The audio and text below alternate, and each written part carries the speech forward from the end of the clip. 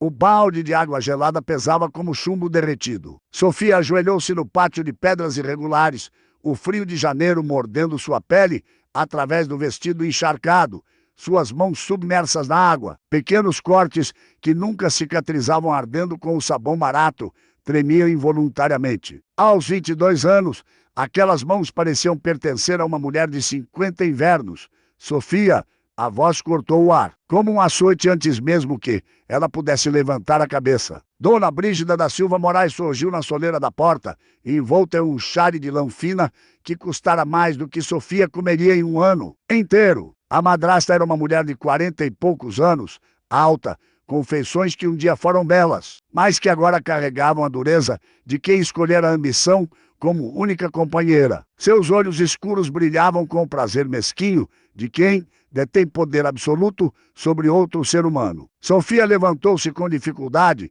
sentindo os joelhos protestarem sua roupa. Um vestido de linho grosseiro remendado inúmeras vezes, originalmente cinza, mas agora de uma cor indefinível entre o marrom e o chumbo. Pendia molhado sobre seu corpo magro. Ela não respondeu. Aprendera há muito tempo que palavras só traziam castigos mais severos. Olhe para mim quando eu falo. A mão de Brígida encontrou o rosto de Sofia com força calculada para doer, mas não deixar. Marca visível. A bofetada ecoou no pátio vazio. O gosto de sangue floresceu na boca de Sofia. Ela cambaleou, mas não caiu. Manteve os olhos baixos, os lábios cerrados. Sua mão direita moveu-se instintivamente para o pescoço, tocando através do tecido molhado o único tesouro que possuía, um medalhão de prata simples, sem pedras. Que fora de sua mão, o metal estava gelado contra sua pele, mas era seu único conforto, seu único elo com o tempo em que fora amada. O pároco virá jantar esta noite, continuou Brígida, alisando o chale com gestos afetados, e você servirá a mesa sem abrir a boca, sem levantar os olhos, sem existir além do necessário. Entendeu? Sim, senhora, murmurou Sofia, a voz tão baixa que mal se ouvia acima do vento que começava a uivar entre as vielas estreitas do vilarejo de São Sebastião do Vale. Mais alto, bastarda, sim, senhora, repetiu Sofia, forçando a voz a emergir da garganta apertada. Brígida sorriu, satisfeita, e retornou para dentro da casa. Sofia permaneceu imóvel por um longo momento, sentindo o lado do rosto latejar. Fechou os olhos e respirou fundo, apertando o medalhão com mais força, buscando aquele lugar silencioso, dentro de si mesma, onde a dignidade ainda resistia, intocada como uma vela protegida do vento. Meu pai me amou, sussurrou para si mesma como uma oração. Ele me chamava de sua pequena flor. Isso eles não podem roubar. Tomás Oliveira havia sido um homem bom, mas fraco. Viúvo quando Sofia tinha apenas 8 anos, ele criara a filha com ternura desajeitada, mas genuína, a doença pulmonar. Levara lentamente, e em seu leito de morte, ele cometera o erro fatal de confiar na mulher com quem se casara apressadamente. Acreditando que Sofia precisava de uma mãe, Brígida esperou apenas 3 dias após o funeral para mostrar sua verdadeira natureza. Não havia herança. A pequena propriedade rural, algumas terras, uma casa modesta, 3 vacas e um punhado de galinhas, passou inteiramente para a viúva. Sofia, sem dote, sem família, sem proteção legal, tornou-se pouco menos que escrava doméstica em sua própria casa. 5 anos haviam se passado desde então, 5 anos de mãos feridas, costas doloridas, pés descalços mesmo no inverno mais cruel. 5 anos de sobras de comida, dormir no depósito frio, roupas remendadas até não restar tecido original. 5 anos de ser chamada de bastarda, preguiçosa, ingrata. E em cada um desses 1.800 dias, Sofia mantivera algo que Brígida jamais conseguiria destruir. A certeza silenciosa de seu próprio valor e o medalhão de sua mãe. Escondido sob o vestido, tocado em momentos de desespero, lembrando-a de que um dia fora alguém digno de amor. Ela retomou o trabalho, esfregando as pedras do pátio com uma brutalidade metódica, canalizando toda a raiva impotente para o movimento repetitivo. A água gelada subia até seus cotovelos, entorpecendo a pele. O céu começava a despejar os primeiros flocos de neve da tarde. Foi quando ouviu o som distante, rodas pesadas afundando na lama, cascos de cavalos lutando contra o terreno traiçoeiro e vozes masculinas firmes dando ordens. Sofia levantou os olhos. Uma carruagem negra, imponente como uma catedral móvel, emergia da curva da estrada principal. Mesmo à distância, o brasão pintado na porta era inconfundível. Um leão dourado sobre campo azul. Atravessado por uma espada de prata, o símbolo da casa de Alencastre, o barão. Ninguém no vilarejo de São Sebastião do Vale esperava a visita do barão Rodrigo de Alencastre. Ele era uma figura quase mítica, raramente vista além dos muros de sua propriedade, nas colinas ao norte. O solar, conhecido como Quinta dos Ventos Frios, um nome que alguns diziam ser uma descrição literal, outros um presságio do temperamento de seu senhor. Diziam que ele enviuvara jovem há 4 anos e que desde então seu coração se transformara em pedra.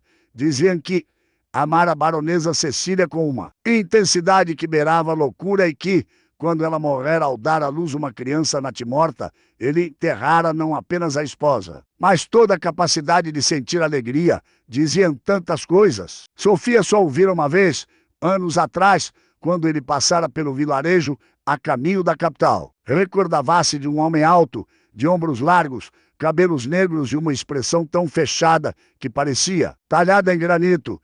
Ele não olhara para ninguém, não cumprimentara ninguém, passara como um fantasma vivo. Agora a carruagem atolava perigosamente na lama da estrada principal e o cocheiro gritava aos cavalos, tentando libertá-los. A nevasca engrossava, transformando o mundo em uma tela branca e hostil. Brígida emergiu da casa como um corvo farejando carniça, o chale agora substituído por um mais luxuoso ainda, o cabelo preso em um coque elaborado. Seu rosto assumira uma máscara de preocupação caridosa que Sofia reconhecia bem, a fez pública, a mentira socialmente aceitável. Bom homem, Brígida chamou, acenando dramaticamente. Senhor cocheiro, vossa senhoria, por favor, esta humilde casa oferece abrigo. O cocheiro trocou algumas palavras com alguém dentro da carruagem. Houve uma pausa. Então a porta se abriu.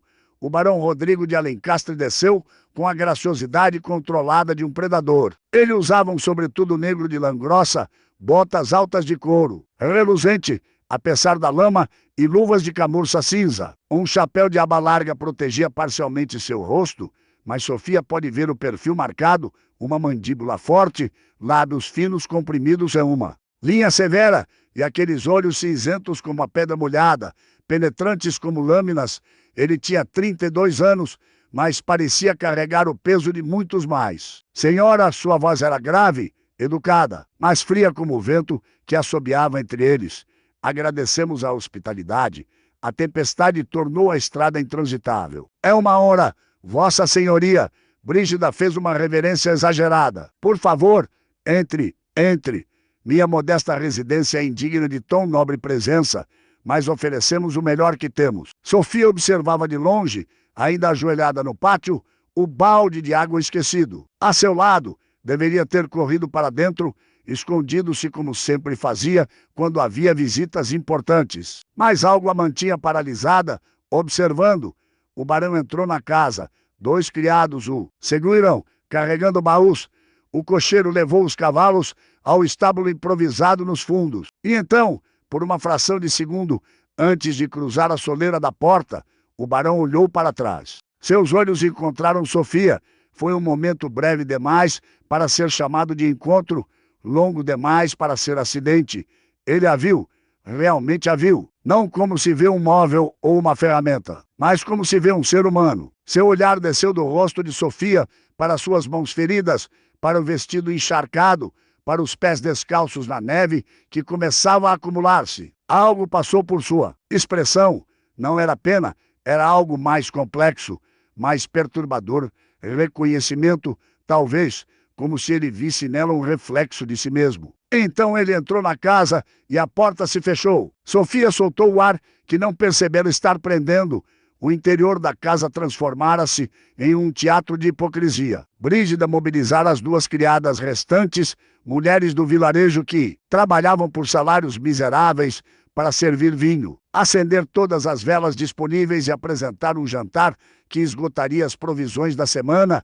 Sofia fora banida para a cozinha. onde deveria lavar louças e permanecer invisível, mas as paredes eram finas e ela ouvia cada palavra da conversa na sala de estar. Um vinho excepcional, Vossa Senhoria Brígida tagarelava, vindo de uma vinha que pertenceu ao meu falecido esposo, pobre Tomás, que Deus o tenha, um homem bom, embora sem grandes ambições. Meus pêsames, a voz do barão era educada, mas distante, como se ele estivesse presente apenas no corpo.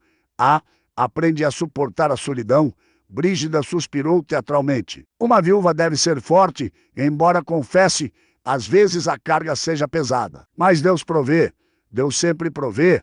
Sofia mergulhou as mãos na água quente do tanque, agradecendo pelo calor momentâneo, mesmo que viesse do trabalho. Fechou os olhos, tentando bloquear a voz da madrasta, aquela capacidade infinita de mentir sem hesitação, de reescrever a realidade como bem entendia. Foi então que ouviu um choro fino, distante, vindo dos fundos da casa, um choro de criança. Sofia paralisou, suas mãos ainda submersas na água, ela virou a cabeça na direção do som, o quarto dos fundos. O cômodo que Brígida mantinha trancado há semanas. O choro continuou, mais insistente agora, carregado de um desespero que fazia o coração apertar. Ouça, a voz do barão cortou o monólogo de Brígida. Ele também ouvira. Oh, isso Brígida riu, uma risada aguda aí. Falsa, apenas a sobrinha de Vossa Senhoria, a pequena Isabel. Ela tem temperamento difícil. Melhor deixá-la descansar. Minha sobrinha está chorando, não era uma pergunta, era uma constatação. Fria, crianças choram. Vossa Senhoria faz parte da natureza infantil. Certamente ela adormecerá em breve. Mas o choro não cessava. Pelo contrário, intensificava-se, tornando-se um lamento que atravessava as paredes como uma acusação. Sofia não pensou, não calculou, não pesou as consequências. Soltou as mãos molhadas, atravessou a cozinha em passos rápidos e silenciosos e abriu a porta do quarto dos fundos. O cheiro a atingiu primeiro. Mofo, urina, abandono. O quarto estava escuro, apenas a luz fraca da lua penetrando pela janela mal fechada.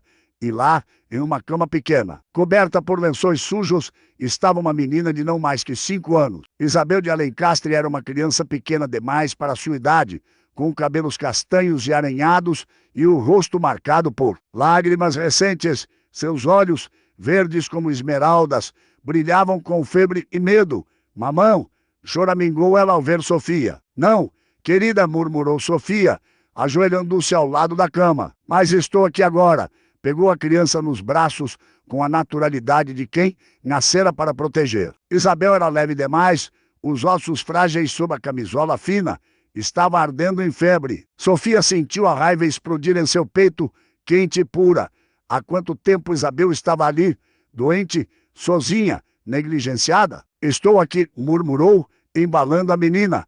Você está segura agora. Isabel agarrou-se a ela como um náufrago a um pedaço de madeira, enterrando o rosto no ombro de Sofia. O choro diminuiu, transformando-se em soluços entrecortados. Foi quando Sofia sentiu a presença. Virou-se lentamente. O barão Rodrigo de Alencastre estava na soleira da porta, imóvel como uma estátua. A luz das velas do corredor criava sombras profundas em seu rosto, mas seus olhos cinzentos, brilhavam com algo que Sofia não conseguia nomear. Não era raiva, não era surpresa. Era algo muito mais perigoso. Era a revelação. Brígida surgiu atrás dele, o rosto lívido de pânico mal disfarçado. Vossa Senhoria, eu posso explicar. A menina estava sendo mimada demais. Precisava de disciplina. Sofia não tinha permissão para. Silêncio, o barão falou tão baixo que o comando foi mais assustador do que um grito. Ele não tirava os olhos de Sofia. Há quanto tempo minha sobrinha está assim? 3 semanas, Vossa Senhoria. Brígida gaguejou, mas ela tem sido difícil, sempre chorando, recuçando. E há quanto tempo está doente? Silêncio. O barão entrou no quarto com passos lentos, deliberados. Aproximou-se de Sofia, que se levantou instintivamente. Ainda segurando Isabel, ele estendeu a mão, tocando gentilmente a testa da criança. Febre alta, muito alta. Algo mudou em sua expressão. A máscara de gelo rachava. Senhorita, disse ele. Sofia, e sua voz estava estranhamente rouca. Qual é vosso nome? Sofia, vossa senhoria, ela respondeu, mantendo o olhar firme, apesar do medo. Sofia Oliveira. Sofia, ele repetiu, como se provando o nome na língua. Podeis cuidar de Isabel esta noite? Sim, senhor. Ele a fitou por um instante, decidido. Então voltou-se para Brígida, e Sofia viu o que significava ter o olhar de um homem poderoso transformado em arma. Senhora, o barão falou, cada palavra medida, controlada, perigosa. Partiremos ao amanhecer e levarei não apenas minha sobrinha, mas também a senhorita Sofia comigo. O quê? Brígida quase gritou. Vossa senhoria certamente está brincando. Ela é apenas uma criada. Uma ... Não estou solicitando vossa aprovação. O barão acortou. Estou informando-vos. Sofia virá comigo como governanta de Isabel. Se houver objeção, tereis a oportunidade de apresentá-la ao magistrado da região. O sangue fugiu do rosto de Brígida. Vossa senhoria é muito generoso. Ela conseguiu sussurrar. Mas a menina me deve. Fui eu quem a criei após a morte do pai. Ela me deve obediência, gratidão. Ela não vos deve nada, o barão afirmou. Ao contrário do que descobrirei quando investigar vossos negócios. Boa noite, senhora. Ele saiu do quarto. Sofia permaneceu imóvel, Isabel dormindo exausta em seus braços, mal podendo acreditar no que acabara de acontecer. Sua vida inteira acabara de mudar. E tudo por causa do choro de uma criança na escuridão. A viagem até a propriedade do barão levou 6 horas. Embora a distância fosse relativamente curta, a neve caíra a noite inteira, transformando os caminhos em armadilhas brancas. E a carruagem avançava lentamente, balançando sobre sulcos invisíveis. Sofia manteve Isabel enrolada em seu colo, usando o próprio corpo para protegê-la do frio. O barão sentava-se no banco oposto, em silêncio absoluto, olhando pela janela para a paisagem congelada. Ele não falara uma palavra desde que partiram. Sofia aproveitou o silêncio para observá-lo discretamente. De perto, ele parecia ainda mais imponente. As linhas ao redor de seus olhos sugeriam noites sem sono, e havia uma rigidez em seus ombros, como se carregasse um peso invisível, mas esmagador. Seus dedos enluvados tamborilavam ocasionalmente contra a coxa, o único sinal de impaciência ou ansiedade. Ele era, Sofia percebeu, profundamente infeliz, e algo naquela percepção a tocou de forma inesperada. Ele podia ter títulos, riqueza, poder, mas carregava uma solidão que ela reconhecia. Bem, ela melhorará, Sofia ouviu-se dizer, quebrando o silêncio. O barão virou-se lentamente para ela. Por um momento, ela pensou ter cometido um erro terrível ao ousar dirigir-se a ele sem ser consultada, mas ele apenas a fitou. Tenho certeza de que sim, sob vossos cuidados. A simplicidade da afirmação, a confiança implícita nela, fez algo estranho acontecer no peito de Sofia. Não era gratidão, era algo mais próximo de reconhecimento, de que talvez ela tivesse valor aos olhos de alguém. Perdoai-me, ele disse, e Sofia piscou, surpresa com um tom quase hesitante. Não vos perguntei se desejáveis vir, foi presunçoso de minha parte. Não, vossas senhorias, Sofia respondeu rapidamente. Agradeço a oportunidade, sinceramente, chamai-me apenas senhor barão, ou Rodrigo, se preferir a informalidade. Sofia não conseguiu imaginar-se sendo informal com aquele homem. E vós? Ele continuou, os olhos cinzentos fixos nela. Tendes família? Alguém que sentirá a vossa falta? A pergunta era simples, mas a resposta não. Não, senhor. Meu pai faleceu há 5 anos. Não tenho mais ninguém. Algo passou pelo rosto dele. Compreensão? Talvez. Então assim faremos, disse ele, voltando a olhar pela janela. Criaremos uma nova família entre os destroços das antigas. As palavras ficaram suspensas no ar gélido da carruagem, e Sofia não soube o que responder.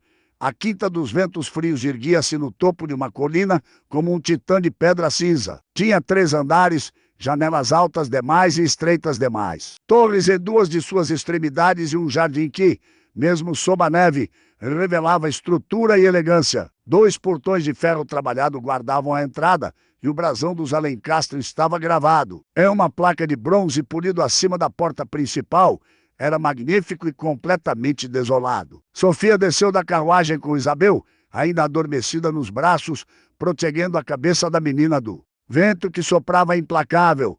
Empregados apareceram, um mordomo idoso de postura impecável, 2 criadas de uniforme negro, um jovem ajudante. Mas todos se moviam em silêncio quase sepulcral, como se o solar fosse um mausoléu e não um lar. Senhora Mariarana, o barão chamou, dirigindo-se a uma mulher de meia-idade, cabelos grisalhos presos em um coque severo. Esta é a senhorita Sofia Oliveira. Ela será a governanta de Isabel. Providenciai acomodações adequadas e tudo o que precisar. A senhora Mariarana, que Sofia logo descobriu ser a governanta-chefe da casa, examinou-a da cabeça aos pés, com olhos que não revelavam aprovação nem desaprovação, apenas eficiência fria. Sim, senhor barão, venha comigo, senhorita. Sofia seguiu para dentro, atravessando um hall de entrada, imenso com um piso de mármore preto e branco, paredes forradas de retratos antigos e um lastre de cristal que pendia do teto como uma lágrima congelada. Tudo era luxuoso, tudo era perfeito, tudo estava morto. Não havia flores, não havia cores vibrantes. Até o fogo na lareira do hall parecia arder sem entusiasmo, dando calor, mas não conforto. A senhora Mariarana conduziu através de corredores longos até o 2º andar, parando diante de uma porta de carvalho escuro. Estes serão os aposentos de Isabel, explicou, abrindo a porta, e este apontou para a porta ao lado. Será vosso quarto. Há uma passagem interna conectando os dois, para que possais atendê-la durante a noite. Sofia entrou no quarto infantil e sentiu um aperto na garganta. Era um quarto preparado com amor, papel de parede com desenhos de pássaros e flores, uma cama pequena com dossel de voal branco, brinquedos cuidadosamente arrumados em prateleiras, uma cadeira de balanço perto da janela, mas tudo coberto por uma fina camada de poeira, como se ninguém tivesse entrado ali há muito tempo. Este é o berçário, a senhora Mariarana disse, sua voz suavizando pela primeira vez. A senhora baronesa preparou quando estava grávida, mas a menina nasceu morta e a senhora baronesa morreu pouco depois. Ninguém teve coragem de desfazer o quarto. Sofia colocou Isabel cuidadosamente na cama, cobrindo-a com um cobertor que cheirava levemente a lavanda guardada. Obrigada, senhora Mariarana, disse ela. Cuidarei bem dela. A mulher mais velha assentiu. O senhor barão ordenou que um médico virá pela manhã para examinar a criança. Se precisardes de algo durante a noite, puxei a corda ali. Alguém virá. E então, pela primeira vez, seu rosto endurecido suavizou-se ligeiramente. Bem-vinda à Quinta dos Ventos Frios, senhorita Sofia. Deus sabe que esta casa precisa de vida novamente. Isabel queimava em febre. Mesmo sob os cobertores, ela tremia violentamente, os lábios pálidos, a respiração superficial. O médico chegara ao amanhecer, um homem corpulento, de bigodes grisalhos e maneiras pomposas. É influenza, pronunciou ele, após um exame breve demais. Comum nesta época do ano, sangrias devem equilibrar os humores. Não, Sofia ouviu-se dizer antes que pudesse se conter. Todos os olhos voltaram-se para ela. O médico, a senhora Mariarana e o barão, que observava da porta. Perdão? O médico ergueu uma sobrancelha espessa. Sofia sentiu o coração acelerar, mas manteve a voz firme. Senhor, com todo o respeito, a menina está fraca demais para sangrias. Ela precisa de força, não perder mais. E quem é a senhorita para questionar meus métodos? O médico bufou. Estudastes medicina em alguma universidade que desconheço? Não, senhor, Sofia respondeu, mas cresci no campo. Vi minha avó curar febres, assim com ervas e cuidados, não com facas. O silêncio na sala era pesado como chumbo derretido. O médico voltou-se para o barão, claramente esperando que ele colocasse aquela criada presunçosa em seu lugar, mas o barão olhava. Para Sofia, aquela mesma expressão de reconhecimento que surgira na noite anterior, que precisais, ele perguntou simplesmente. O médico soltou um som indignado.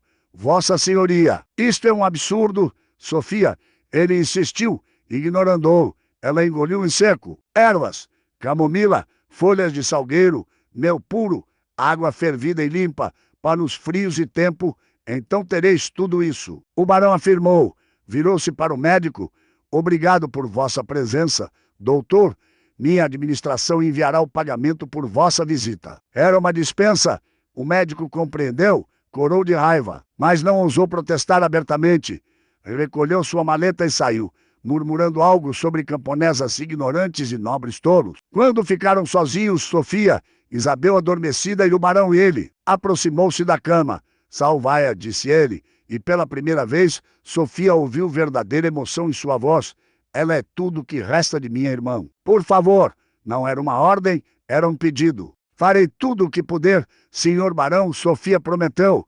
E passou os 3 dias seguintes provando ser uma mulher de palavra. Sofia trabalhou com dedicação que beirava a obsessão. A senhora Mariarana, vendo sua determinação, tornou-se uma aliada inesperada. Juntas prepararam chás de ervas que Sofia conhecia desde a infância, camomila para acalmar, folhas de salgueiro para baixar a febre, mel para a garganta inflamada. Sofia raramente saiu do quarto. Dormia na cadeira de balanço, acordando a cada hora para verificar Isabel trocar os panos frios em sua testa. Fazer a menina beber mesmo quando ela protestava fracamente e cantava cantigas antigas que sua própria mãe lhe ensinara. Melodias simples, mas cheias de ternura, cantigas sobre primaveras que sempre retornam, sobre pássaros que voam para casa, sobre o sol que sempre nasce após a noite mais longa.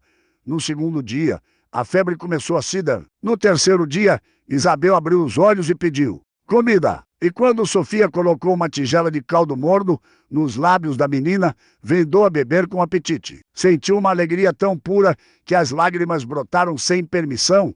Obrigada, uma voz grave disse atrás dela. Sofia virou-se.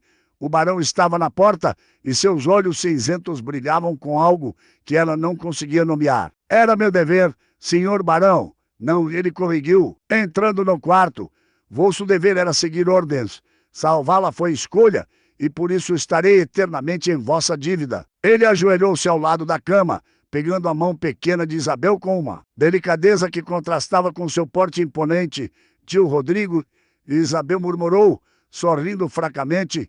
Estou aqui, pequena, ele sussurrou. E Sofia viu a máscara de gelo rachar completamente, revelando um homem capaz de amor profundo, apenas enterrado sob camadas de luto não processado. Foi naquele momento, testemunhando a ternura escondida daquele homem, que algo mudou no coração de Sofia. Algo perigoso, algo inevitável. As semanas que se seguiram à recuperação de Isabel foram de transformação sutil, mas profunda. A menina florescia sob os cuidados de Sofia, ganhando peso, cor nas bochechas e uma vivacidade que surpreendeu todos os empregados. Sofia estabeleceu rotinas, café da manhã no pequeno salão ensolarado, aulas de leitura pela manhã usando livros infantis que ela descobriu uma biblioteca esquecida, caminhadas pelo jardim à tarde, quando o tempo permitia, banhos quentes antes do jantar, histórias antes de dormir, e música, sempre música. Sofia descobriu um piano na sala de música, coberto por um pano branco. Com permissão hesitante do barão, começou a tocá-lo. Melodias simples que Isabel adorava e que aos poucos começaram a atrair outros moradores do solar.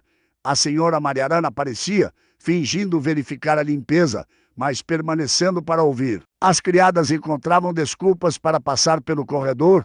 O mordomo, senhor Augusto, parava com uma pequena expressão de prazer em seu rosto habitualmente sério, e o BAR1... O barão começou a jantar com elas. Inicialmente, ele alegava querer verificar o progresso de Isabel. Cautelosas no início, comentários sobre o tempo, perguntas educadas sobre como Isabel passara o dia, mas gradualmente as paredes começaram a se dar. Vossa mãe também vos ensinou música? O barão perguntou uma noite, após o jantar. Sofia sorriu suavemente. Sim, ela tocava alaúde. Não tão bem quanto gostaria, dizia sempre, mas para mim soava como o próprio seu cantando. Ela faleceu quando era jovem.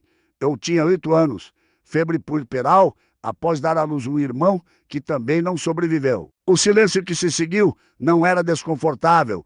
Era o silêncio de alguém que compreendia a perda. Também perdi minha mãe jovem. O barão disse, sua voz baixa, tinha 12 anos. Ela caiu do cavalo. Meu pai nunca se recuperou verdadeiramente. Morreu 3 anos. Depois, alguns dizem que, de coração partido, Sofia olhou para ele, vendo pela primeira vez não o Barão, mas Rodrigo. Um menino que crescera rápido demais, que assumira responsabilidades pesadas. Demais, que amara e perdera profundamente demais. Há muitos tipos de morte, ela disse gentilmente. Mas enquanto os lembramos, eles nunca se vão completamente. Rodrigo olhou para ela, e algo passou entre eles. Não atração física, algo mais fundamental, reconhecimento de almas que sobreviveram a tempestades similares. Sois sábia além de vossa idade, Sofia, não sou sábia, apenas sobrevivi, como vossa senhoria. Rodrigo, ele corrigiu pela primeira vez, sem formalidade. Quando estivermos sozinhos, chamai-me apenas Rodrigo. E Sofia, sentindo o peso daquele pedido, daquela confiança, sentiu.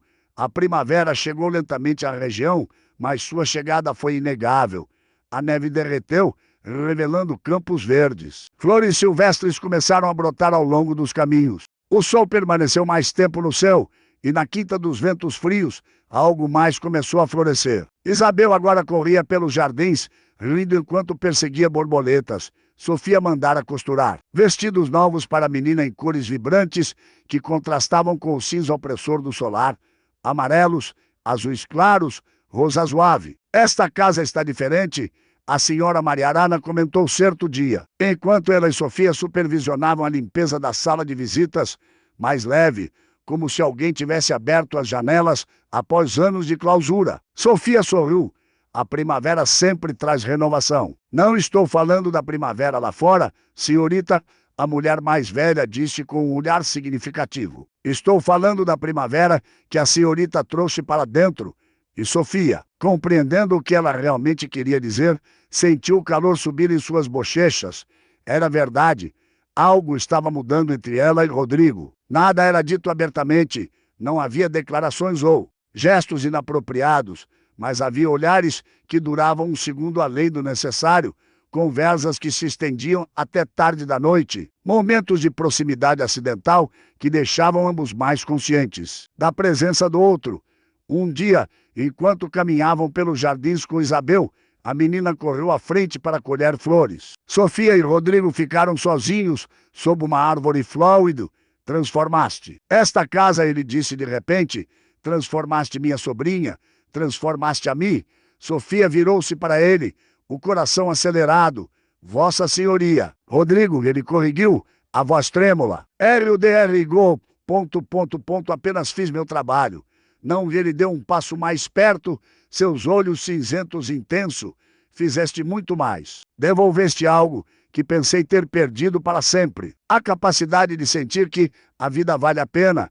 Ele ergueu a mão, hesitante, e por um momento Sofia pensou que ele tocaria seu rosto, mas ele recuou no último instante, como se lembrasse de alguma regra invisível que os separava.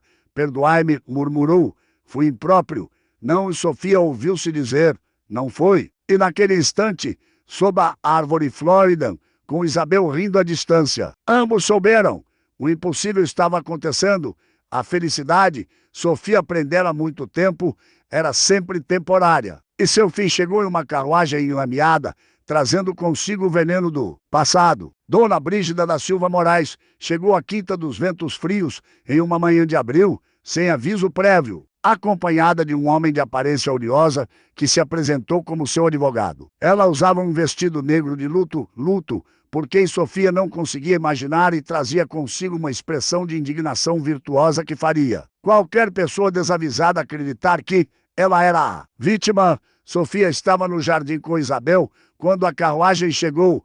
A menina estava ensinando a ela uma nova cantiga quando o senhor Augusto apareceu, seu rosto habitualmente impassível, mostrando preocupação.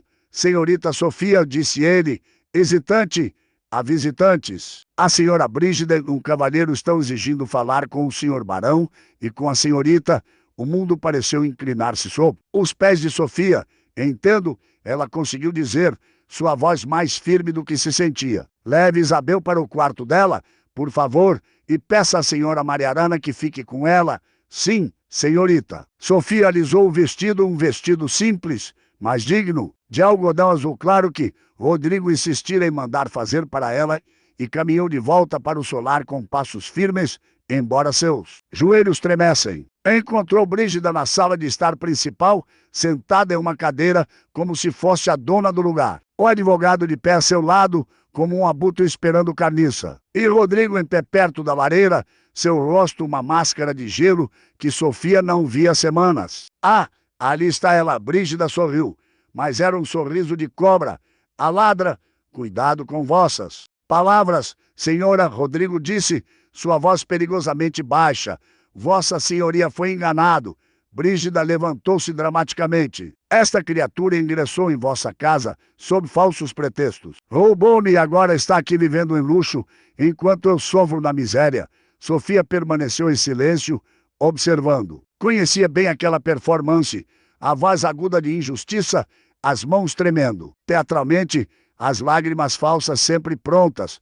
O advogado tirou um maço de papéis do bolso. Senhor Barão, minha cliente tem evidências de que a senhorita Sofia Oliveira, antes de deixar a residência, furtou joias de valor sentimental, prataria uma quantia em dinheiro. Há testemunhas dispostas a confirmar. Mentira, Sofia disse simplesmente. Como ousa? Brígida gritou. Sua bastarda ingrata, acolhi-te após a morte de teu pai.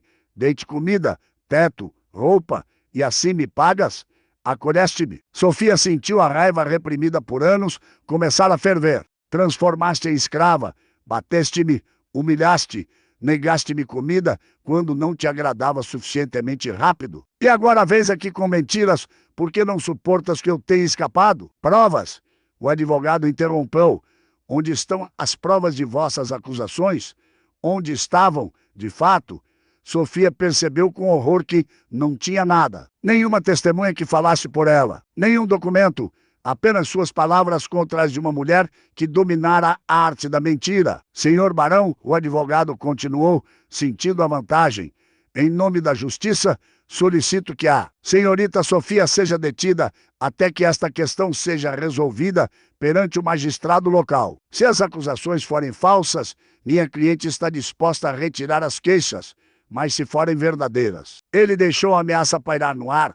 Sofia olhou para Rodrigo. Seus olhos se encontraram e ela viu ali algo que fez seu coração afundar. Dúvida. Não dúvida sobre seu caráter, ela percebeu. Mas dúvida sobre o que a sociedade diria, sobre como protegê-la sem comprometer sua própria posição, sobre como navegar naquelas águas traiçoeiras. Sofia, ele disse, e era Rodrigo falando agora. Não, o barão.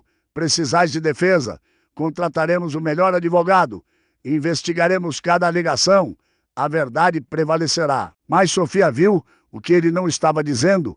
Viu a inevitabilidade do escândalo. Viu o veneno que Brígida espalharia, manchando não apenas sua reputação, mas a dele, por extensão, a de Isabel. Não podia permitir isso. Não, ela disse calmamente. Todos olharam para ela. O quê? Rodrigo franziu a testa. Não ficarei aqui para arrastar vosso nome pela lama, Sofia disse.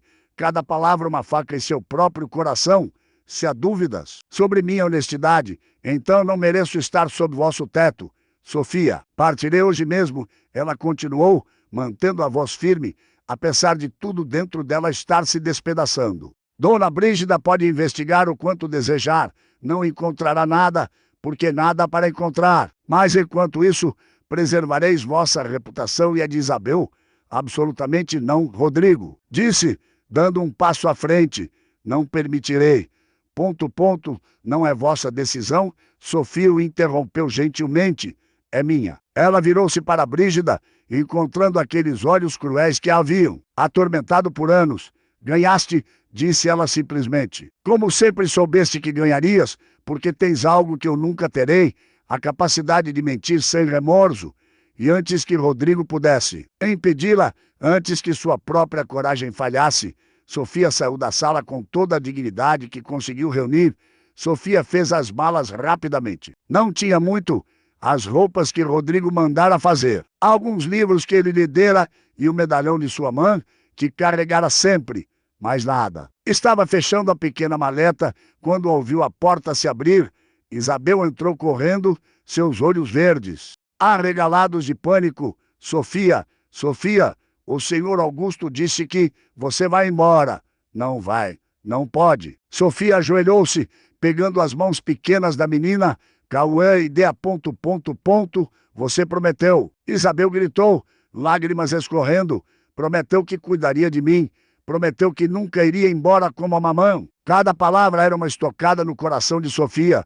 Isabel, escutas, Sofia disse, escolhendo as palavras com cuidado, porque sabia que esta era uma lição que a menina precisaria entender. Às vezes, quando amamos alguém de verdade, precisamos fazer coisas que nos machucam para protegê-los.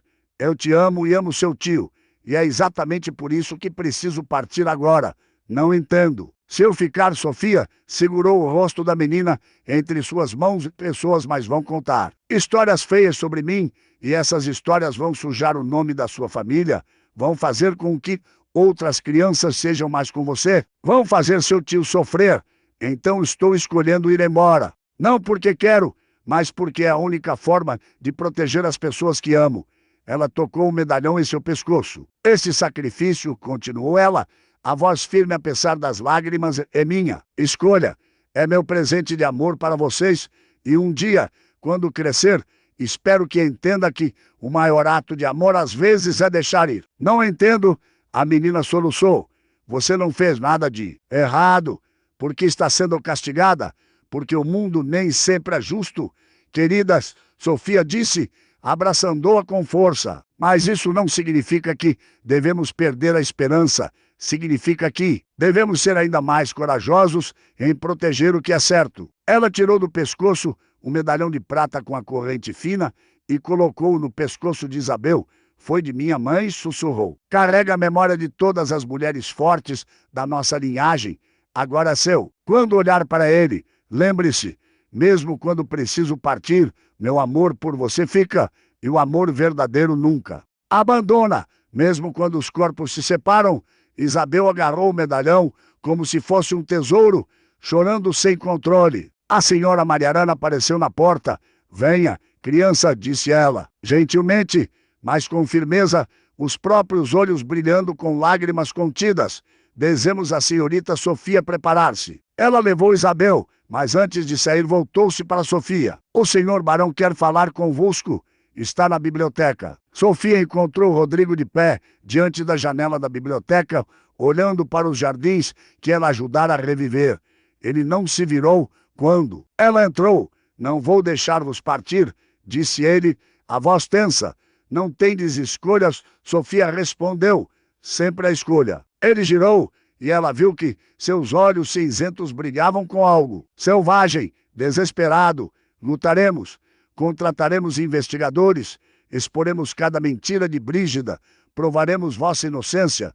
E enquanto isso, Sofia perguntou suavemente, enquanto o escândalo se espalha, enquanto os vizinhos sussurram, enquanto Isabel ouve as criadas falando sobre como seu tio mantém uma mulher de reputação duvidosa sob seu teto, não me importo com o que dizem, mas eu me importo, Sofia disse, e sua voz estava cheia de uma determinação feroz, não de fraqueza.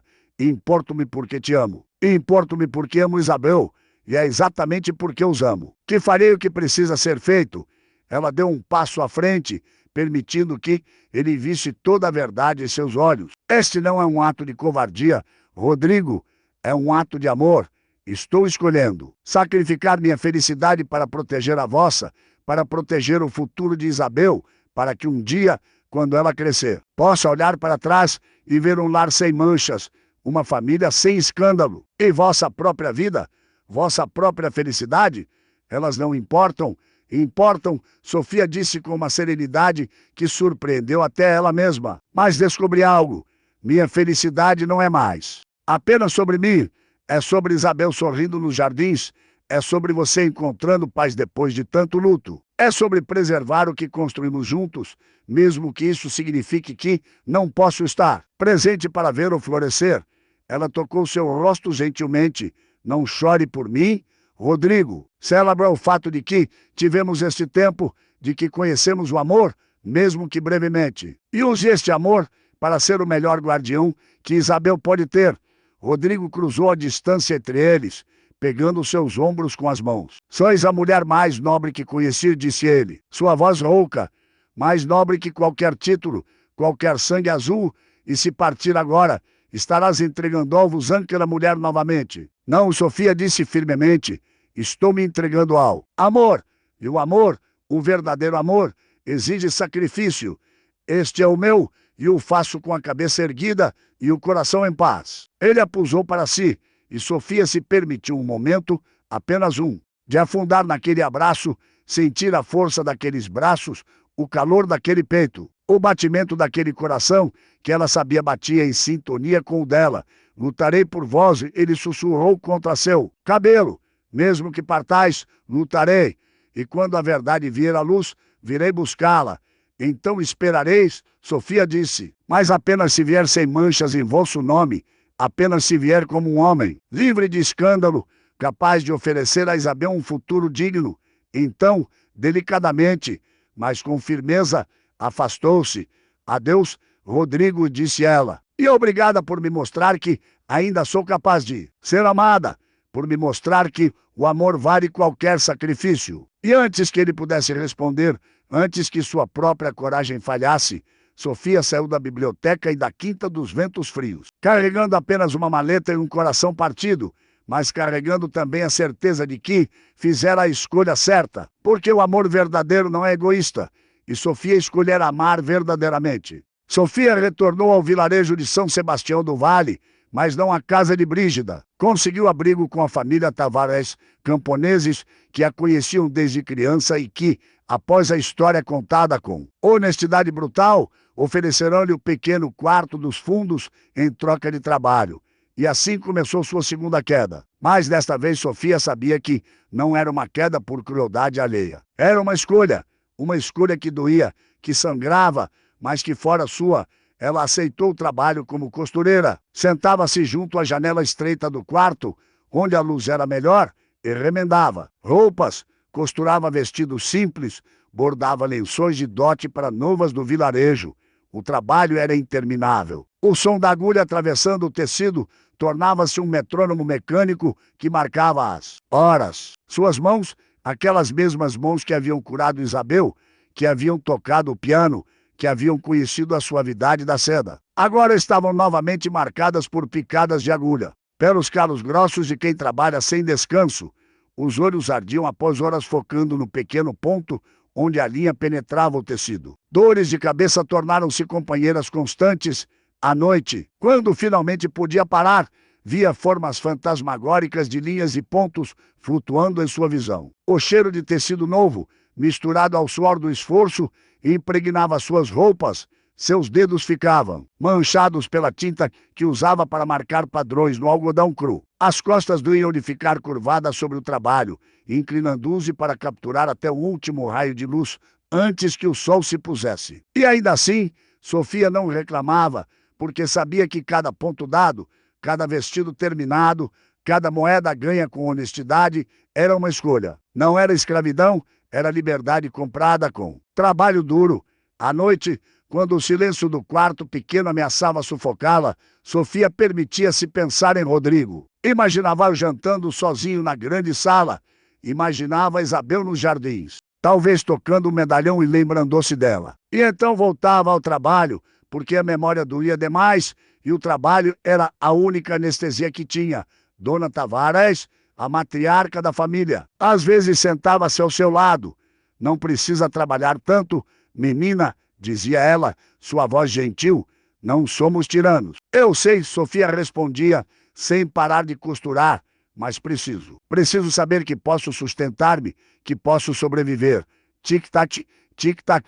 2 semanas passaram assim. 2 semanas do som da agulha, do ardor nos olhos, do peso da escolha que fizera. E então chegou a convocação.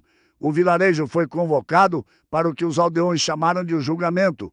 O magistrado regional, doutor Álvaro Mendes, chegara para investigar pessoalmente as acusações de Dona Brígida contra Sofia. Era um homem corpulento, de bigodes fartos e olhos pequenos, mas atentos. Instalou-se no salão comunitário do vilarejo e convocou todas as partes envolvidas. Sofia apresentou-se com a cabeça erguida, usando o mesmo vestido azul que usara no dia em que deixara o solar. Agora com manchas discretas de linha e tecido que nenhum trabalho de lavanderia conseguira remover completamente. Estava mais magra, mais pálida, e seus dedos mostravam os sinais inequívocos do trabalho árduo de costura. Mas seus olhos mantinham aquela dignidade silenciosa que nenhuma adversidade conseguira quebrar. Brígida chegou vestida de negro, com um véu parcial, interpretando o papel de viúva injustiçada com maestria teatral. Seu advogado carregava uma pasta de documentos, supostamente provas.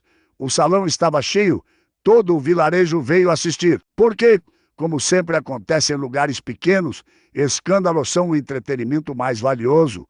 E então, quando Sofia pensou que o dia não poderia ficar pior, ouviu o som de cascos de cavalo. Rodrigo de Alencastre entrou no salão. Ele não vinha sozinho. Atrás dele estavam 3 homens. Um que Sofia reconheceu como um advogado conhecido da capital. Outro que usava uniforme militar e um terceiro de aparência severa que trazia uma pasta de couro. O murmúrio no salão aumentou. Rodrigo não olhou para Sofia, olhou para o magistrado. Senhor magistrado, disse ele, sua voz ecoando com autoridade natural. Peço permissão para apresentar evidências relevantes a este caso. O magistrado franziu a testa. Senhor barão, esta é uma questão entre a senhora Brígida e a senhorita Sofia. Não vejo como. Vereis, Rodrigo interrompeu, não com grosseria, mas com absoluta certeza, se me permitir desfalar. O magistrado, reconhecendo que não tinha autoridade para negar a um nobre de posição superior, acenou com a cabeça. Rodrigo virou-se para o salão. Há 3 semanas, após a chegada da senhora Brígida à Quinta dos Ventos Frios, iniciei uma investigação sobre as alegações que ela fez. Não para persegui-la, mas para buscar a verdade. E a verdade, senhores e senhoras, é muito diferente do que nos foi contado. Ele fez um gesto e o homem severo abriu a pasta, retirando documentos. Estes são registros financeiros da propriedade, que pertenceram ao finado Tomás Oliveira. Rodrigo continuou. Mostram que, após seu falecimento, a senhora Brígida vendeu terras, gado e bens móveis, acumulando uma quantia considerável. Quantia esta que não foi declarada às autoridades fiscais. Brígida empalideceu. Isto é, não terminei, Rodrigo disse, sua voz cortante como aço. Estes erguem outro conjunto de papéis. São depoimentos juramentados de 5 criados que trabalharam na casa durante os anos em que Sofia Oliveira lá permaneceu. Todos confirmam os maus tratos, a escravidão, os castigos físicos. E todos atestam que nunca viram Sofia com joias ou dinheiro, além do necessário para suas tarefas. O silêncio no salão era absoluto. E finalmente Rodrigo disse, sua voz baixando, mas tornando-se ainda mais perigosa, este é o depoimento de um joalheiro da capital que confirma ter comprado, há 2 meses, diversas peças de joalheria de ouro e prata, peças vendidas pela senhora Brígida, peças que ela agora alega terem sido roubadas. Brígida levantou-se bruscamente.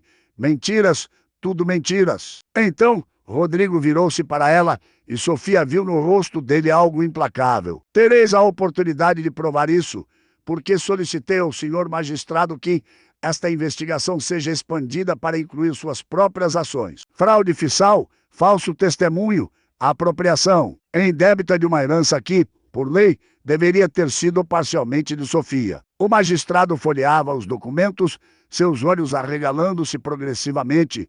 Isto é extraordinário, murmurou. Ele, se verdadeiro, é um caso gravíssimo. É verdadeiro, o advogado de Rodrigo afirmou. E estamos preparados para levar este caso até a Corte Superior, se necessário.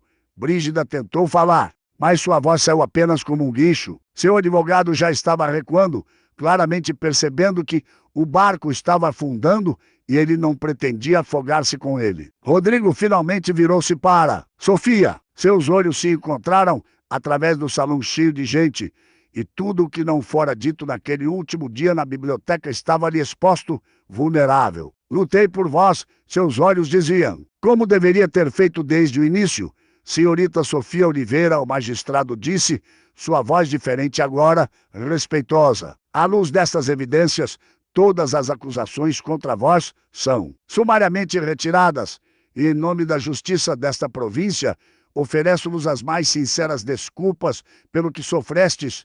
Sofia não conseguia falar, apenas assentiu, sentindo as lágrimas, finalmente, depois de tanto tempo, escorrerem livres. Quanto a vós, senhora Brígida, o magistrado voltou-se, sua voz endurecida, estareis sob investigação formal, vossos bens serão congelados até a conclusão do processo, e se for provado que perjurastes sob juramento, enfrentareis as consequências legais máximas. Brígida desabou na cadeira, toda a sua arrogância desaparecendo como fumaça. Rodrigo atravessou o salão, parou diante de Sofia e ali, diante de todo o vilarejo, diante de Deus e dos homens, ajoelhou-se. Perdoai-me, disse ele, sua voz quebrando, por não ter lutado. Imediatamente, por ter deixado a dúvida entrar, mesmo por um momento, por não ter posto o mundo em chamas para proteger-vos desde o princípio. Sofia caiu de joelhos diante dele, pegando seu rosto entre suas mãos, mãos marcadas pelas picadas de agulha,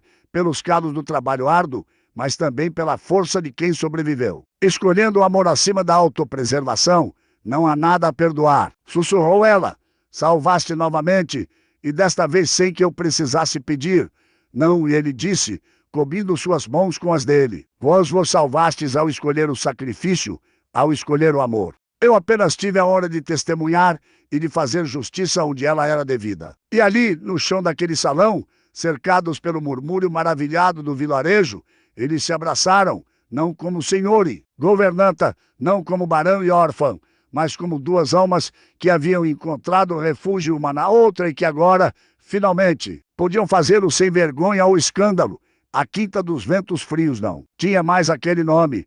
Oficialmente, ainda era chamada assim nos mapas e documentos legais. Mas todos os criados aos vizinhos, dos aldeões aos comerciantes que vinham vender seus produtos, referiam-se a ela simplesmente como o solar do sol, porque era isso que ela se tornara. As janelas, antes hermeticamente fechadas, permaneciam abertas, permitindo que luz e ar circulassem livremente.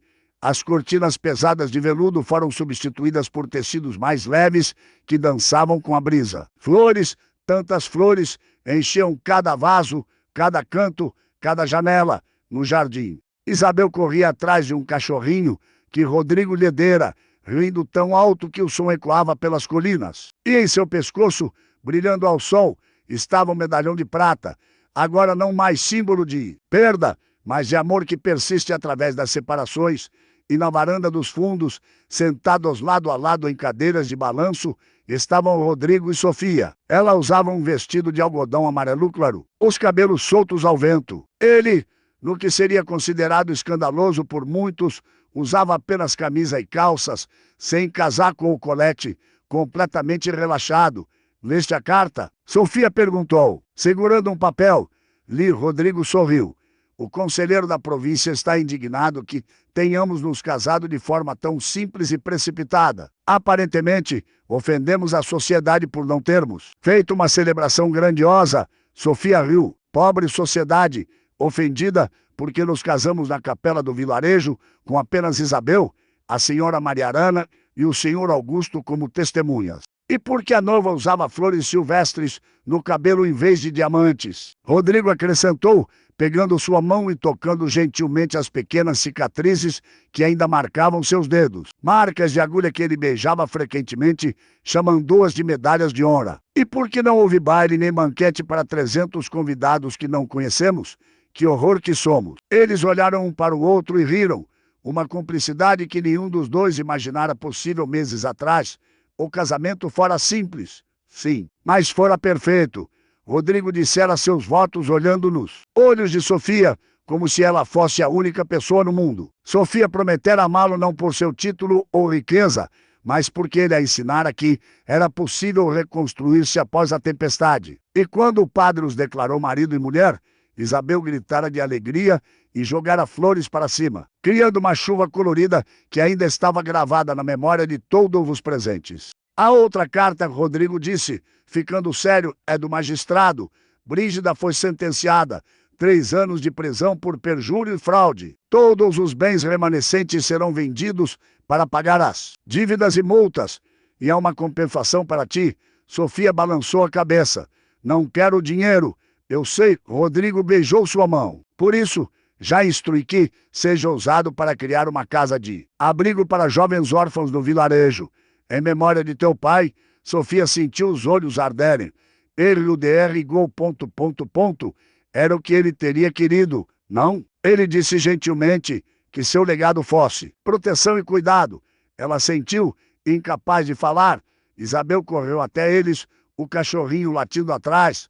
Mamãe, papai, ela gritou, usando os títulos que escolhera por conta própria, que Rodrigo e Sofia não tiveram coragem de corrigir, porque de fato eram exatamente isso. Agora, vejam o que o Rex aprendeu. E enquanto a menina demonstrava entusiasticamente as habilidades duvidosas do filhote, Rodrigo e Sofia trocaram um olhar. Não era um final de conto de fadas onde tudo estava perfeito. Rodrigo ainda tinha pesadelos ocasionais sobre Cecília. Sofia ainda acordava às vezes, achando que estava de volta ao depósito frio de sua antiga vida, ou que ouvia o som incessante da agulha atravessando o tecido. Isabel tinha dias em que chorava pela mãe que perdera, mas tinha um ou outro. Tinham essa casa cheia de luz, tinham amor. Não o tipo que queima rápido e morre, mas o tipo que cresce lento, profundo, enraizado em escolhas diárias de gentileza, compreensão e sacrifícios conscientes. Feliz?